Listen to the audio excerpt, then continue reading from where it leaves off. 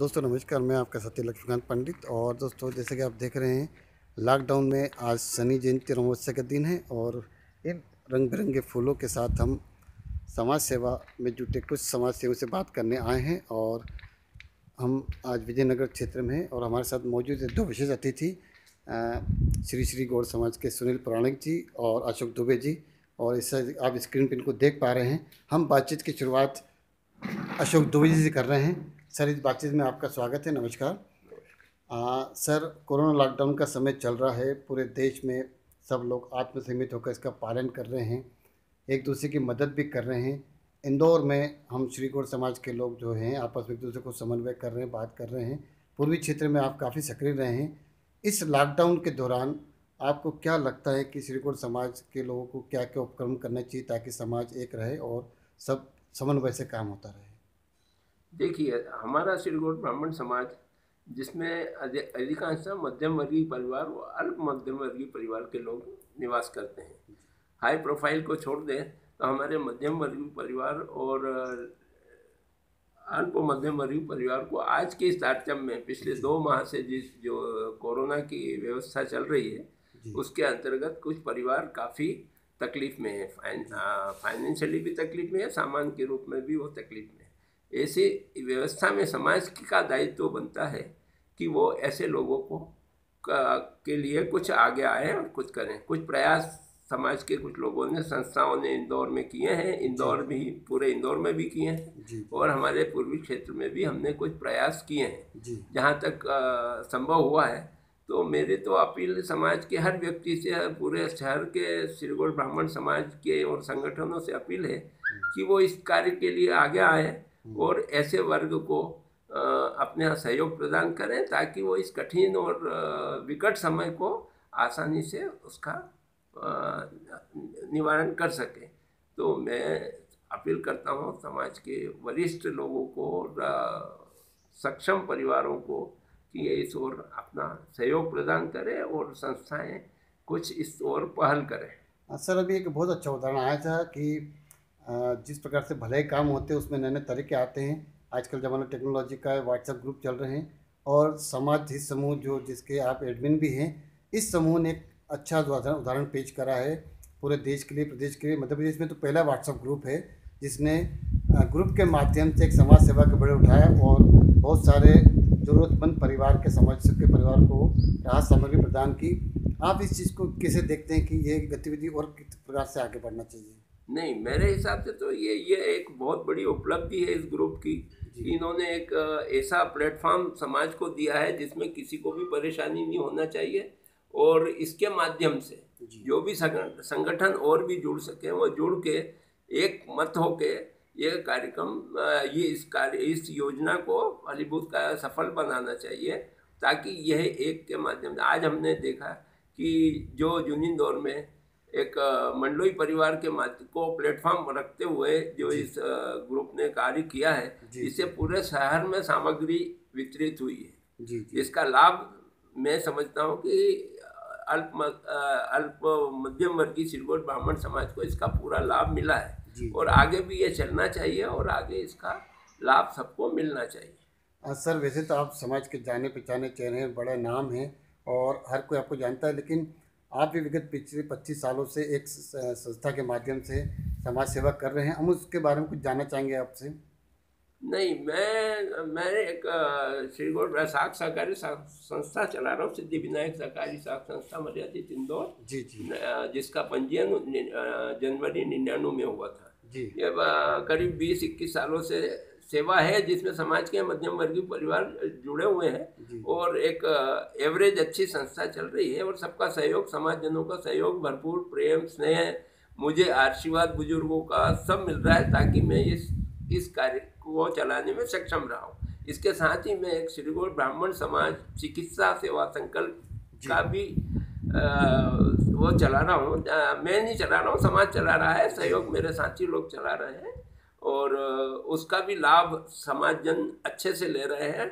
हमारे डॉक्टर समाज सेवी डॉक्टर शरद पंडित साहब, जिसका संचालन वो आशादीप हॉस्पिटल का संचालन कर रहे हैं और उसके माध्यम से समाज के जो हैं उनको एक तो हम देखते हैं कि हॉस्पिटलों की क्या व्यवस्था चल रही है। जी हम लोग जिसमें उनको सही मार्गदर्शन वहाँ मिलता है, और इलाज में भी उनको 15 से 20% की छूट व्यवस्था हम कराते हैं, और जिसका सहयोग पूरा पंडित परिवार, डॉक्टर शरद पंडित साहब का पूरा परिवार जी जी पूर्ण रूप से हमको सहयोग प्रदान करता है। चलिए, मुझे लगता है कि हमारे दर्शक और समाजजन जो इसको देख रहे हैं आपके वक्तव्य को, वो उस चीज़ का फ़ायदा उठाएंगे, और आपसे भी हम उम्मीद कर रहे हैं कि आप इस प्रकार सेवा भाव से समाज सेवा में लगे रहेंगे। आपने हमसे बात करी, इसके लिए धन्यवाद। और अब हम रुक कर रहे हैं सुनील पुराणिक जी की तरफ। सुनील पुराणिक जी पूरी वेशभूषा में हैं, कोरोना के आप देख पा रहे हैं, और अभी अभी इन्होंने मोबाइल नीचे रखा है, क्योंकि ये जिस ग्रुप की हमने बात करी थी, ये इसके एडमिन है, सब कुछ है। शुरुआत उसी सवाल से करते हैं कि व्हाट्सएप के माध्यम से समाज के लिए कार्य करने का विचार कैसे आया? देखिए, जो आज की तारीख में जो ये टेक्नोलॉजी है, जी ये इलेक्ट्रॉनिक मीडिया जो है, ये टेक्नोलॉजी बहुत अच्छी है। जो आप जब सबके सम्मुख नहीं पहुंच पाते तो कम से कम अपनी बात कहने का एक अच्छा प्लेटफॉर्म ये आज की जो टेक्नोलॉजी उपलब्ध करवाती है। इसका उपयोग अगर हम सही दिशा में करें जी तो हम बहुत सारी व्यवस्थाओं में परिवर्तन ला सकते हैं। इसमें सामाजिक व्यवस्थाओं में परिवर्तन ला सकते हैं, अपने देश की व्यवस्थाओं में परिवर्तन आ सकता है इससे, क्योंकि आपके विचार बहुत सारे लोगों तक पहुंचते हैं और वहां से फिर बहुत सारे लोगों तक जाते हैं। सुनील जी, आपने विचार का जिक्र करा, आप काफ़ी युवा हैं और समाज सेवा करते रहे हैं। हम वर्तमान हालत पे चिंता कर लेते हैं थोड़ी सी। श्री शिवगढ़ समाज, जो कि मालवा क्षेत्र में बहुत तादाद में पाया जाता है, काफ़ी गतिविधि होती है, काफ़ी संगठन यहाँ काम कर रहे हैं, लेकिन अभी भी ऐसा लगता है कि बहुत कुछ यहाँ होना शेष है, बचा है। क्या लगता है आपको कि एक अच्छे समाज के निर्माण के लिए और समाज के विकास के लिए क्या होना चाहिए, आपके विचार?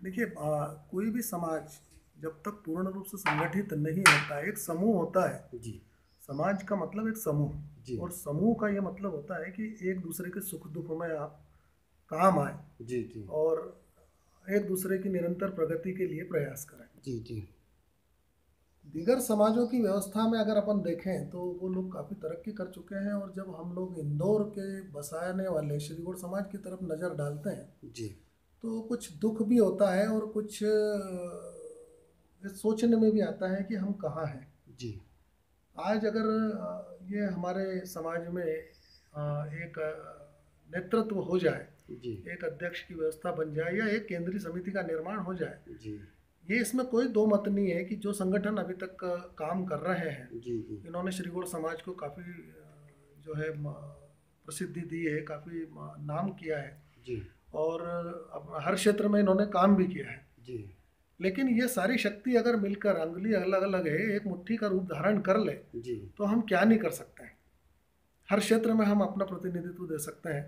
यही हमारी एक सद्भावना है इसके पीछे कि हम सब एक होकर एक मत से निर्णय लें। समाज के बड़े बड़े निर्णय कोई नहीं ले पा रहा है, जी जी इसलिए हमारा ये अभियान है कि सारे जितने भी संगठन हैं वो सब मिलकर आपस में बैठें और एक अच्छा निर्णय लें, समाज को एक अच्छी दिशा दें, समाज के आने वाली पीढ़ी के लिए कुछ करें। जी हम वापस उसी चीज़ पे लौटते हैं, जो कि एक नया नायाब आपने काम करा है। आप लोगों ने एक व्हाट्सएप ग्रुप के माध्यम से पहले तो सहायता राशि इकट्ठी करी है, फिर उसको रसद सामग्री लेकर समाजजनों बांटा है। ये नया प्रयोग करने से हमें क्या क्या तकलीफ आई, और आप अनुभव क्या बोलता है कि इसके आगे क्या होना चाहिए? नहीं, इसमें एक सारे सदस्यों से मिलकर हम लोगों ने जो है वो राय मशवरा करा था कि हम अगर इस तरीके से कर सकते हैं जी तो सभी ने अपनी सहमति दी और सभी ने अपना योगदान भी उसमें सहर्ष रूप से दिया। क्योंकि एकत्व का संदेश हमको दुनिया को देना है, जी इसलिए अलग अलग व्यवस्था न करते हुए हमने जो मंडलोई हाउस के माध्यम से व्यवस्था चल रही थी जी उसी में अपना विलय करा जी कि समर्पित ग्रुप के माध्यम से करीब 40 पैकेट की 22-23 हज़ार रुपये जो राशि इकट्ठी हुई थी, जी जी उसी को हमने जो है वो वितरित करवाया अलग अलग क्षेत्रों में। और पूरी दुनिया को एक संदेश गया कि श्रीगुड़ समाज भी अपनी व्यवस्था में लगा हुआ है जी और ग्रुप भी अपनी व्यवस्था में लगा हुआ है। चलिए, आपका जो कंसेप्ट है, मुझे लगता है कि केंद्रीय समिति वाला समाजजन इसको विचार करेंगे और एक नए तरीके से विचार निश्चित करके। रूप से इसको जी जी विचार होना चाहिए। हाँ हाँ और हमारे समाज में काम करने वालों की कमी नहीं है, ऊर्जावानों की कमी नहीं है, और बहुत अच्छे अच्छे लोग हैं जो आज तक सालों से इन संगठनों को चलाते आ रहे हैं। तो वो संगठन भी अपनी जगह चलते रहे, जी जी लेकिन सब मिलकर एक जिसको कहते हैं बिखरो बालों का एक जुड़ा बना लिया जाए जी जी तो एक जी व्यवस्था अलग बन जाती है। या एक चार फैले हुए हथेली का एक मुट्ठी अगर बना ले तो एक घूसे का रूप धारण कर लेता है। जी तो उस हिसाब से अगर ये हो जाता है अपने समाज में, तो शिक्षा के केंद्र में, आपके यहाँ पे धर्मशालाओं की जो व्यवस्थाएं हैं उसके केंद्र में, जी और उसके बाद में चिकित्सा के क्षेत्र में जी आप सब बहुत अच्छी तरीके से काम कर सकते हैं। राजनीतिक प्रतिनिधित्व जो है वो आपका आ सकता है इसमें। जी जी ये सबसे बड़ी चीज़ है।